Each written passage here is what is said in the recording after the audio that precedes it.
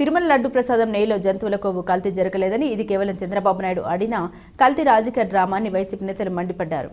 తిరుమల లడ్డూకు ఉపయోగించే నెయ్యిలో ఎటువంటి జంతువుల కొవ్వు కలపలేదని సిట్ కోర్టుకు సమర్పించిన నేపథ్యంలో రాష్ట్ర ముఖ్యమంత్రి చంద్రబాబు నాయుడు, ఉప ముఖ్యమంత్రి పవన్ కళ్యాణ్, మంత్రి లోకేష్ కు శాప విమోచనం కలగాలని, మంచి బుద్ధి ప్రసాదించాలని కోరుతూ మాజీ ఉప ముఖ్యమంత్రి ఎస్బి అంజద్ బాషా, జిల్లా అధ్యక్షులు P Ravindranath Reddy, YCP Rajampet parliament పరిశీలకులు కె సురేష్ బాబు, నగర మేయర్ పాక సురేష్, డిప్యూటీ మేయర్ బండి నిత్యానందరెడ్డి తదితర వైసీపీ నాయకులు దేవుని కడప శ్రీలక్ష్మీ వెంకటేశ్వర స్వామిని వేడుకున్నారు.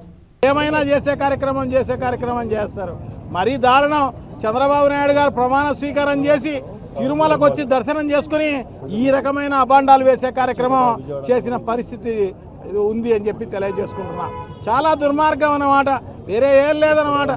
సో తప్పకుండా వీళ్ళకు తప్పకుండా శిక్ష అనేది ఖచ్చితంగా అది చాలా దారుణమైన శిక్ష ఉండే కార్యక్రమం తప్పకుండా జరుగుతుంది అని చెప్పి తెలియజేసుకుంటున్నాను అన్నమాట. సో తప్పకుండా, ఎందుకంటే అందరూ అంత భక్తిభావంతో ఉండే పరిస్థితి అన్నమాట.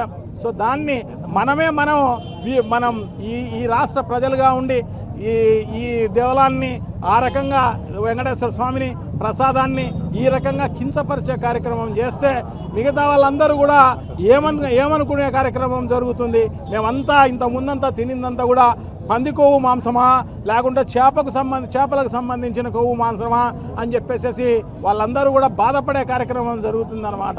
ఇంత దారుణంగా జరుగుతోంది ఆ రాష్ట్రంలో అని చెప్పేసి.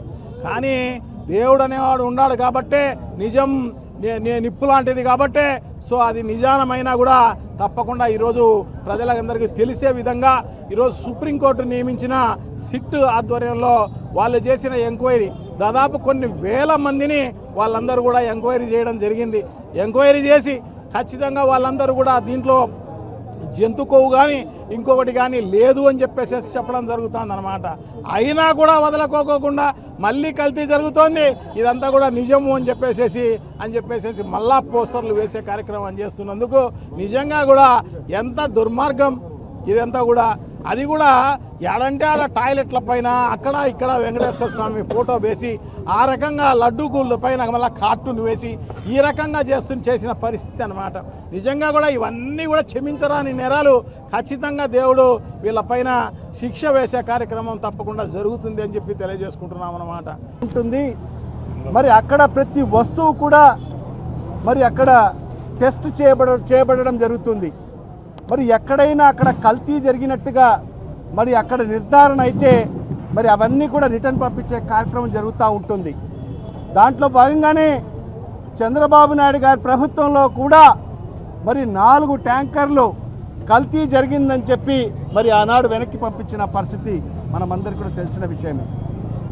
మరి ఆ రకంగా ఈరోజు కేవలం తన స్వార్థ రాజకీయాల కోసం మరి ఏదో జగన్మోహన్ రెడ్డి గారి ప్రతిష్టను దిగజార్చాలి అని చెప్పి ఆలోచించి జగన్మోహన్ రెడ్డి గారి ప్రభుత్వాన్ని మరి అబాసు పాలు చేయాలి ఈ రాష్ట్రంలో అని చెప్పి మరి ఈరోజు ఏదైతే చంద్రబాబు నాయుడు గారు మరి ఆ లడ్డు మీద అపవిత్ర జరిగిందని చెప్పి మరి నింద వేయడం జరిగింది. మరి ఇవాళ నేను ఒకటే చెప్తున్నాను, ఖచ్చితంగా చంద్రబాబు నాయుడు గారికి మరి ఈరోజు మేమందరం కూడా ఇక్కడ ఆ భగవంతుని ప్రార్థించడం జరిగింది, ఈ ప్రభుత్వానికి మంచి బుద్ధి ప్రసాదించే ప్రభువా అని చెప్పి. మరి అదేవిధంగా మరీ ముఖ్యంగా చంద్రబాబు నాయుడు గారికి అయితేమి, మరి లోకేష్కి అయితేమి, మరి పవన్ కళ్యాణ్ గారికి మంచి బుద్ధి ప్రసాదించు.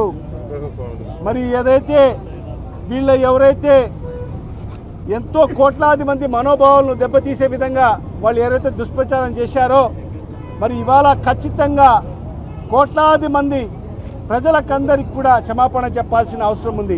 మరి అదేవిధంగా మన డిప్యూటీ ముఖ్యమంత్రి పవన్ కళ్యాణ్ గారు మరి ఏ రకంగా ఆ రోజు దుర్గమ్మ గుడి మెట్టు కడగడం జరిగింది.